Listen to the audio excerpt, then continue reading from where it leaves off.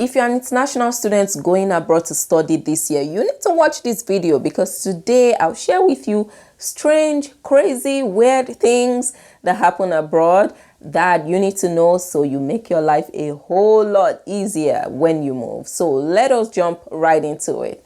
Hey, what's up? What is going on, my friends? So today I wanted to share a bit about my experience living abroad as an international student and some of the things at the time I found really strange and unbelievable. But if I had known about those things, I would just have had a lot better, a much better experience. So I'm going to spill all the tea in today's video. So make sure you stick around. And if you're new, welcome to the channel. And yeah, that's it. So let us jump into the first thing that I found strange. So what is the first thing? First is there are scammers here.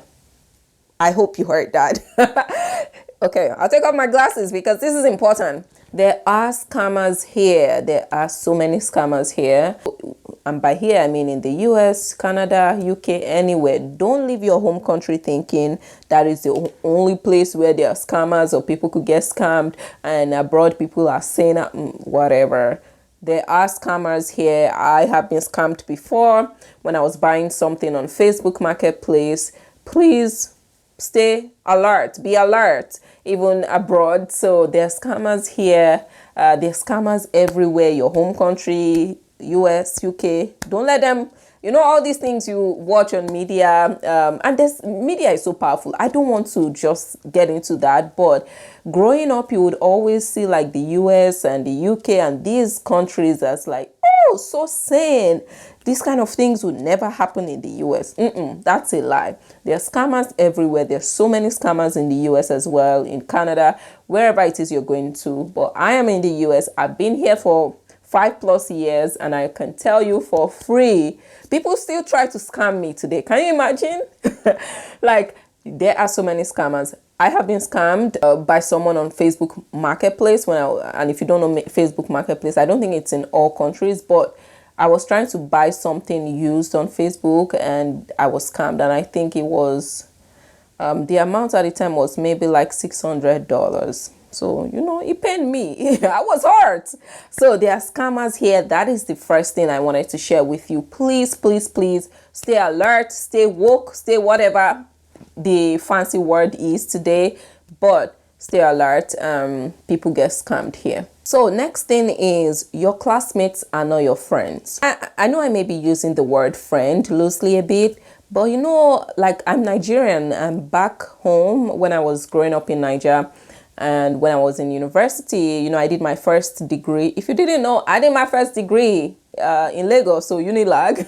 When we were growing up, you know, when you interact with people in class or in church or at the mosque or something, kind of the friendship grows from there. It's more organic, right? Like when you say hello to someone in class and you guys talk for like the whole 30 minutes or 1 hour of that class, when you meet that person outside, you can say, oh, hi. And before you know it, like you guys become friends and, you know, things happen. But here, your classmates are not your friends. Don't like when I got here and I'm sitting in a class one day and I have this beautiful conversation with someone. We're sitting together for some reason. We ended up sitting together for that class, and we're there just being in class together for a whole 1 hour, and we're talking, and you know, it felt like classmates talk throughout the class. And then after class, do you know that many times I'll say, oh, hi, let's say John. I'm like, hi, John. And they're like, I was confused. They just look like they don't remember me. Like I'm not the person they just talked to in class right now.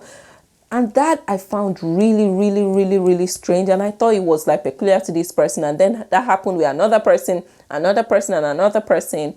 Until I spoke with some, I don't know, the guy was visiting my school then, and he grew up like half his life in Ivory Coast and half in the US. And it was like, yes, when he first came to the US back then, you know, as a teenager, this was really strange to him as well. And I started hearing this from like other people, the fact that your classmates are actually not your friends. So don't have that expectation. And people still experience it, you know, till now, where you have conversations with your classmates in class and you think, oh, organically you guys are kind of like friends, but maybe not friends the first time, but after a couple of times, but no, you're not friends. They may act like they don't know you outside of the classroom. And I found that really, really strange.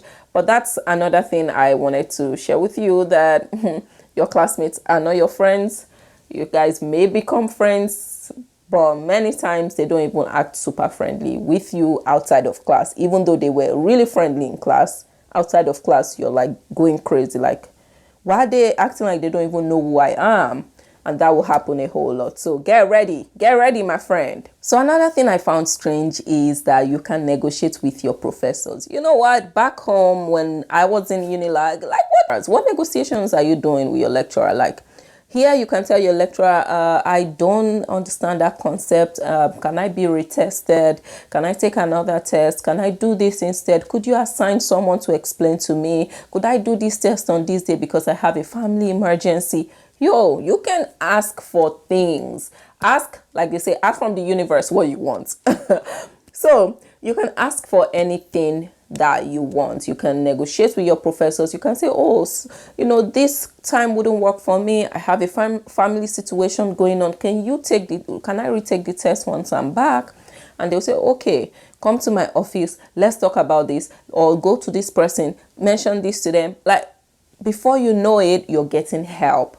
You can negotiate with your professors. You can disagree with your professors. And that for me was really, really strange, because like I schooled in Unilag and there was no like really disagreeing with your professor kind of thing when I was in school. And that's something I like about this system here. But it was also strange at the beginning, right? At least where I'm coming from, I never emailed my professors. Like, they are the ones that can email me and say, hey, Donya, I need your help for grading this class. I need your help for this thing. But it wasn't the other way around. So that was one other thing that I found strange. But be prepared. Know this. I notice a lot of international students don't take advantage of these things. But your American classmates, your Canadian classmates every day are emailing their professors and making their lives better and like asking for what they want. So be prepared to ask for what you want. Ask for help. Negotiate with your professors, and it's nothing here. So another thing I kind of found weird was that grading here is quite different from what I'm used to. So when I first came here, and I figured that for some classes, a 60 out of 100 could be fail or could be really terrible. It was strange to me, because like when I was growing up and like going to high school or secondary school, going to university or what you call college here, it was standard that like once you cross 50, that's not a fail. You know what I'm saying? That's not an F.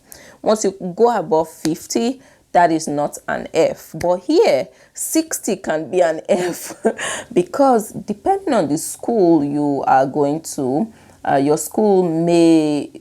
grade may be in relation to other classmates' grades. I forget what that is called.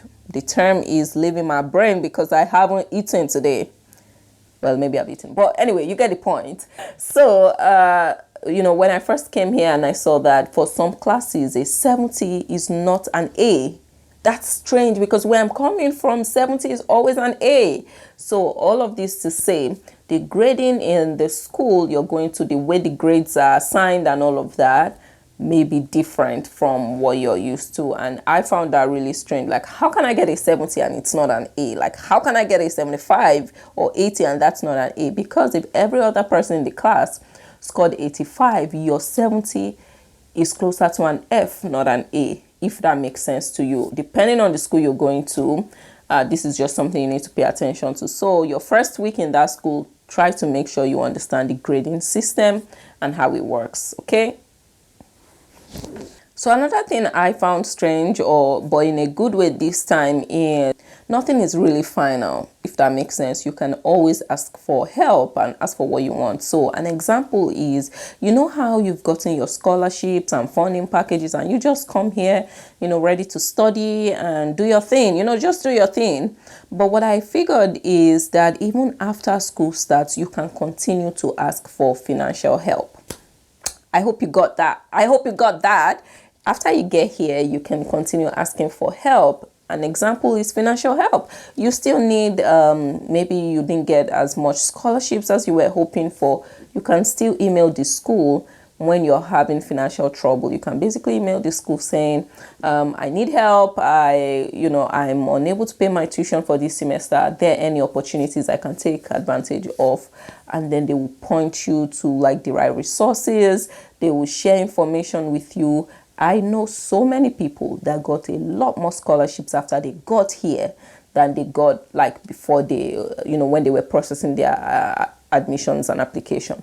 So all of that to say, even after you get here, don't sleep. Even after you get here, you can keep asking for help. You can ask for more funding. You can keep emailing the schools and they will keep even if they can't provide immediately, they will keep sharing resources that you can take advantage of. Many people apply to more scholarships when they get here and get more funding. So make sure you don't close your mouth. Make sure you keep asking for the help that you need. Okay, so one more thing that I found super strange, and I think this is the most important point you should take away from this video, okay?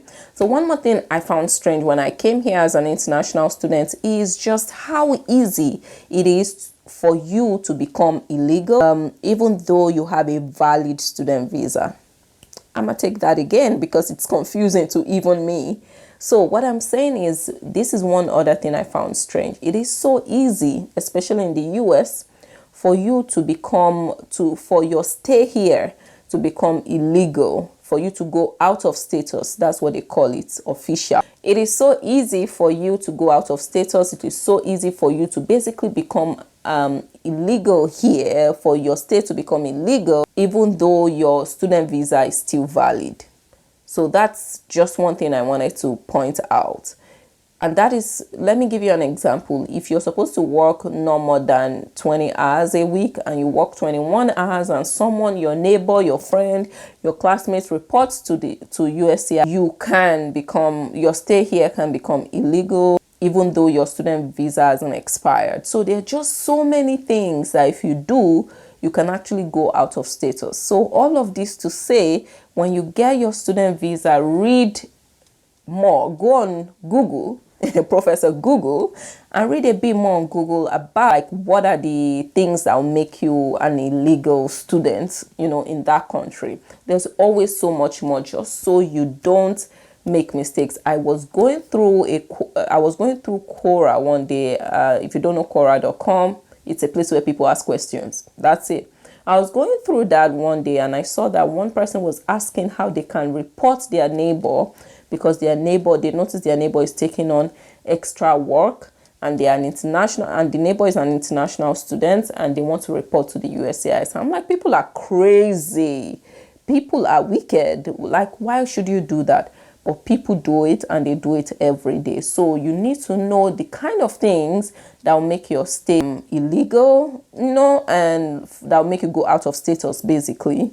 And you need to pay attention to those things so you don't make those mistakes. Okay, that's it, my friend. If you want me to share more videos like this, where I just talk about my experience when I was an international student, and now that I have graduated and I have a family here, if you want me to share a bit of my experience, just let me know in the comments.